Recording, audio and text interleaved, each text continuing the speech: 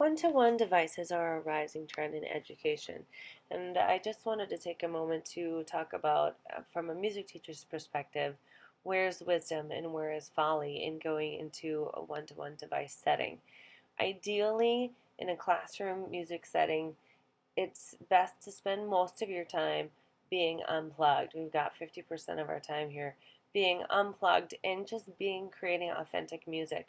It's nice to do small group sharing where we work on collaboration and really only a small amount of your time, in my opinion, in these short periods where we only see our kids, if we're lucky, twice a week and for 45 or 50 minutes, let's be spending more time making music than having individuals stuck on a device. Now, that said, there are definitely benefits to going one to one. Each student can have hands on experience. Each student can go at their own pace rather than waiting for somebody else to catch up or feeling like somebody's breathing down their shoulder to hurry up. And if we're doing student response, each student's voice is heard so that everybody gets involved. Times or situations in which it's great to go one to one are skill based apps where we're practicing music theory or exploration of maybe instruments of the orchestra, individual composition exploration where they're just trying things out, listening to things. Student response systems like Socrative or Mastery Connect are fabulous for this. Kahoot is nice. You have a record of every answer that they put in. You've got this wonderful data that's tied to the student. Summative assessments are fabulous, like Google Forms, where each student does it at their own pace, and then maybe when they're done with the assessment, they go back and do a skill-based app while they're waiting for the rest of the class to finish. And of course, at the end, exit ticket check-ins are great for one-to-one devices because each student does it. Boom, they're done. You don't have to pass a device around.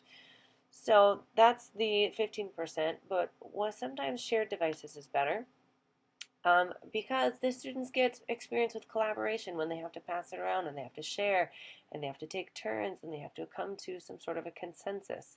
When they're doing creating together, it's less pressure to create as a group as it is individually because it's less on the one person of doing a good job as much as it's a group collaborating, interacting, sharing ideas, critiquing each other, and ideally they'll be learning from their peers. The teacher is less of a guide on the side, more of a guide on the side and less of a sage on the stage because the peers are teaching each other musicality and really their way around the apps as well. So when to share the device, as I said before, when we're doing composition is a great time, or other problem solving projects where they're working together to collaborate. Formative assessments are great, and team-based review games are great because before they enter an idea, they have to check and make sure, do you agree with this? Do you not agree with this? Why is your answer different from mine? And they have to sort of work it out before they send that answer in, and they're learning from each other while they do that. And I love to use it for my Recorder Karate instrument practice stations where students find a tutorial video at their level and they watch a tutorial and then they work together to try to match what they've seen on the video. One person listening, one person playing. It's perfect to do shared devices in this way. But like I said, 50% of your time or more, you should really be unplugged in music setting, classroom music setting. Your time is so limited. You should be practicing your skill authentically on an instrument. Unplugged collaboration and interaction where the devices are out of the way and they're talking and they're creating because that's what real musicians do. You have an opportunity to show what you know. You've been practicing it, so do it. Show it. You're not plugged in. You're showing that you've learned the skill.